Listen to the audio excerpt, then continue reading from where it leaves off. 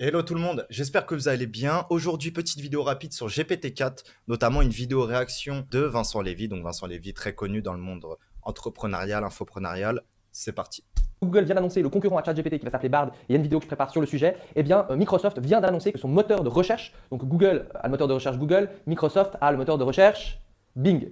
Je sais qu'il n'y en a pas beaucoup qui connaissent. Il a eu très peu de succès ces dernières années. Mais ce qui va être extrêmement intéressant, c'est que donc, OpenAI, la société qui a créé ChatGPT, eh bien, une grande partie des parts de OpenAI appartient à Microsoft. Donc ChatGPT, GPT-3 étant une technologie incroyable, on pouvait s'attendre à ce que Microsoft ait envie d'implémenter en gros ChatGPT dans leur moteur de recherche. Et donc imaginez aller directement sur Google et avoir la puissance de ChatGPT. Eh bien, c'est Bon, c'est ce qu'on aura très bientôt dans tous les cas. Microsoft ont été un peu précurseurs sur ça, hein, en finançant plein de boîtes dont OpenAI. Mais c'est ce qu'on aura dans Google très très bientôt. ce qu'ils ont fait. Ils viennent d'annoncer que eh bien, la fonction de chat va être intégrée à Bing. On va même voir juste après quelques démonstrations et comment s'inscrire à la liste d'attente. Mais ce qui est aussi très intéressant, et peut-être que vous l'avez vu passer, c'est que ChatGPT fonctionne sur le moteur qui est GPT-3. GPT-3, en guillemets, c'est cette taille d'information, alors que GPT-4, c'est potentiellement cette taille. C'est 500 fois plus puissant. Donc, tous ceux qui sont un peu dans le domaine des IA et qui suivent ça attendent avec impatience GPT-4. Eh bien, Bing va directement intégrer GPT-4. Et c'est ça qui est vraiment très très intéressant. Donc je vais vous montrer, on peut avoir un petit aperçu de ce que ça va donner. Et vraiment, je pense que ça va changer beaucoup de choses. À mon avis, l'intelligence artificielle de Google va être un petit peu en retard. Et il est possible que du coup, Google commence à prendre du retard et Bing commence à prendre des parts de marché. On verra ce que ça va donner. Et pour avoir en temps réel pratiquement les dernières informations en termes d'intelligence artificielle et de business, n'hésitez pas à vous abonner. Et on passe maintenant derrière mon écran où je vais vous montrer justement en avant-première Bing et le nouveau moteur qui travaille sur GPT-4. Donc voilà, l'annonce a été faite par Microsoft. On voit que ça va tourner avec Bing et sur le modèle GPT-4. J'ai pas mal galéré pour trouver comment m'inscrire et comment tester ça. Et je suis tombé sur cette page que je vais mettre dans la description. Alors ce qu'on peut voir ici et qui est très intéressant, c'est rejoindre la liste d'attente. Alors, Je vous le mettrai aussi dans la description. Si je dis pas de conneries, je crois que c'est accessible uniquement pour certaines zones géographiques, dont les States. Je crois pas que ce soit accessible partout, notamment en France. Bon, après cette vidéo-là a quand même quelques jours, mais j'ai vu notamment Fabien Rakidel qui avait partagé plusieurs tests. Alors, à voir si c'était sur le marché français ou le marché US, par exemple, avec un VPN.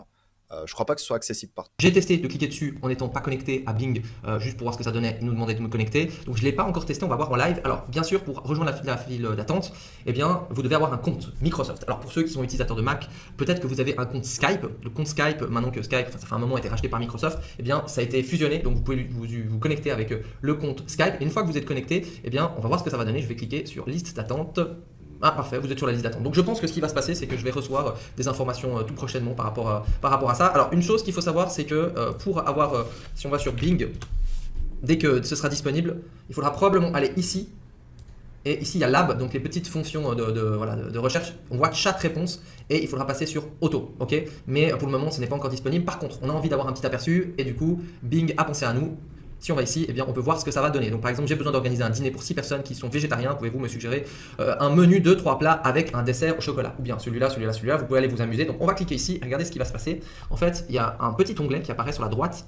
Donc là, regardez la question qu'on a posée comme si on était sur Google. Alors c'est très très ressemblant. Et ici, donc, on va avoir la réponse du chat. Alors là, on voit qu'on est sur la liste d'attente. Donc une fois que cette vidéo... Est-ce que vous pensez que Bing va reprendre des parts de marché? Parce que c'est vrai qu'en France, bon, en France, c'est très limité, hein, c'est Google qui domine de loin. Mais c'est vrai que sur d'autres marchés, notamment les US, Bing est assez présent. Est-ce que vous pensez que Bing va reprendre davantage de parts de marché, notamment sur le marché français? Je vous laisse mettre votre réponse, votre idée, voilà, dans les commentaires, ça m'intéresse. Il est vrai que ranker sur Bing, c'est beaucoup plus facile.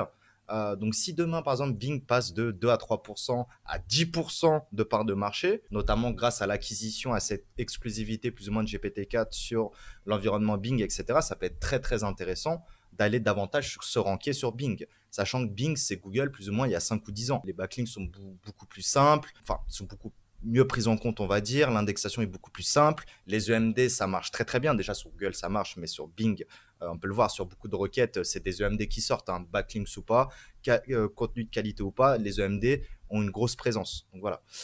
Donc ça pourrait être intéressant de revoir un peu sa stratégie, notamment si vous avez des sites avec des filtres 4 pages, des sites pénalisés sur Google et tout ce qui s'ensuit, peut-être de les focus au moins un petit peu davantage sur Bing. Notamment, vous avez Bing Webmaster Tool. Voilà, il y a vraiment tout un environnement quand même autour de Bing où même si on n'a que 10% de part de marché, bah, vaut mieux être premier sur 3 ou 10%, parce que 10% c'est beaucoup, mais 2 ou 3% vont mieux être premier qu'inexistant sur Google qui a 97-98 parts de marché. La vidéo est terminée, je vous invite à aller vous inscrire sur la liste d'attente. Je pense que ça va être vraiment très intéressant de voir tout ce qu'on va pouvoir faire avec ça. On va prendre un deuxième exemple.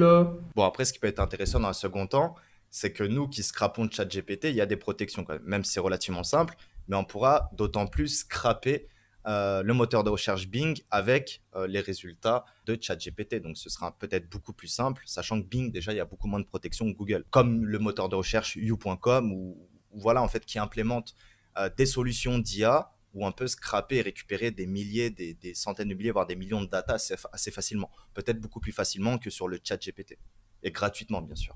Allez, la sortie de pêche. Donc on voit exactement la commande, hein, en cliquant ici. On va retrouver la commande ici. Donc là, qu'est-ce que je dois faire différemment pour me préparer? D'accord. Niveau pêche, donc bonjour, c'est Bing, je suis heureux de vous aider. Hein. Ok, Et voilà, il va me donner une réponse. Donc c'est pas mal. Hein. c'est vraiment le même moteur qu'utilise ChatGPT, enfin ChatGPT utilise GPT-3, là on est sur GPT-4. Alors, est-ce que c'est encore la GPT-3 et puis que ça va passer sur GPT-4? On ne sait pas encore, mais on peut voir déjà un aperçu de ce que ça va donner et je pense que, eh bien, à mon avis, Google va prendre un petit peu de retard par rapport à ça parce que ils sont pour le moment encore, à mon avis, loin d'être prêts, surtout avec la bombe de GPT-4 qui est en train d'arriver. Bon, Ouais. on verra, mais ça va se passer dans les prochains temps et comptez sur moi pour vous donner dès qu'il y a des informations, des news et faire une vidéo sur le sujet. Ok, merci Vincent pour cette vidéo. Voilà, donc n'hésitez pas à laisser un petit commentaire pour vous entre la rivalité Bing et Google. Est-ce que Bing va vraiment prendre des parts de marché? Est-ce que GPT-4 va être une dinguerie? Sinon, on se dit à demain pour la prochaine vidéo. Ciao.